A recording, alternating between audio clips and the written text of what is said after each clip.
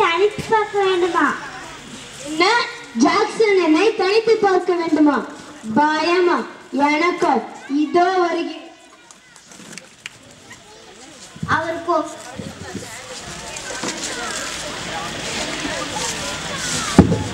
அவருக்கு ஒரு ஆசனம் வைக்காது. Take the chairs off.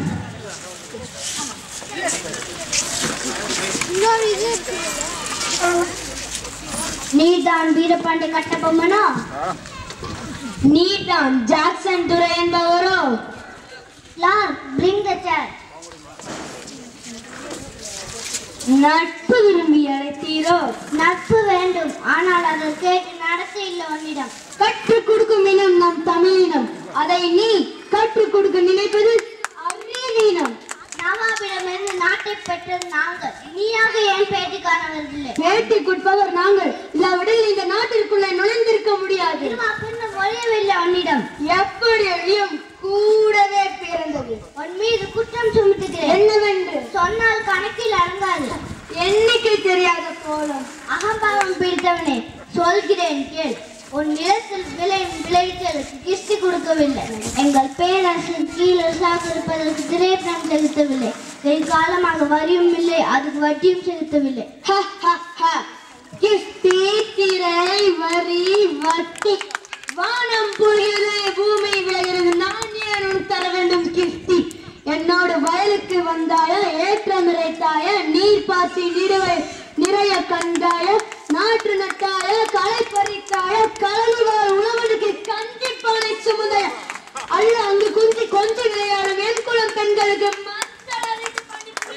அல்லது மாமனம் மச்சான மானம் கட்டவனை யாரை கேட்கிறாய் வரி? எதற்கு கேட்கிறாய் வட்டி? ஜாக்கிரதை. உன்னை கைது செய்ய ஆள் அனுப்பினேனே. ஆளா?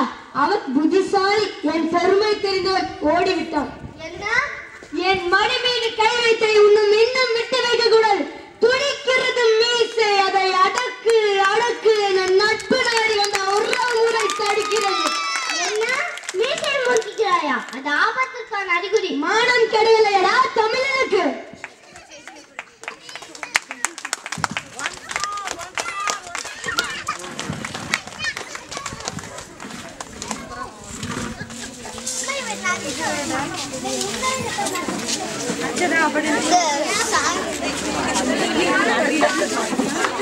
ஆபத்து ஆபத்து பிரபு. இருவோடு இருவாக பேனர் பெண் படையோடு வந்து கொண்டிருக்கிறான். எவ்வளவோ தடுத்து பார்த்தேன், முடியவில்லை.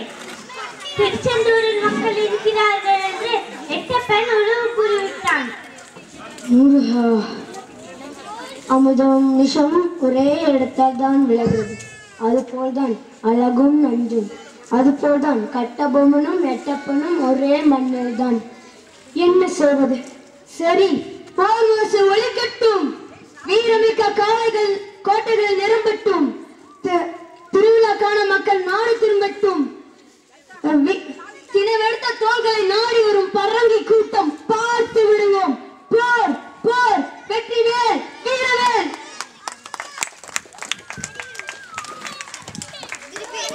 அதுக்கப்புறம் பயங்கரமான போர். ஆனா அதுல எட்டப்பன் இவரை காட்டி கொடுத்ததுனால இவர் கைது செஞ்சிருவாங்க. கைது செய்ய போறதுக்கு முன்னாடி இவர் புதுக்கோட்டை மன்னர் கிட்ட அடைக்கலம் கேட்பாரு. அவரும் காட்டி கொடுத்துருவாங்க. கடைசியில் இங்கிலீஷ் எங்களை அரெஸ்ட் பண்ணிடுவாங்க. அரெஸ்ட் பண்ணி தூக்கில் போட முடிவு பண்ணிடுவாங்க. ஸோ இப்போ தூக்கில் இருக்காரு அவரு, தூக்கு மேடையில்.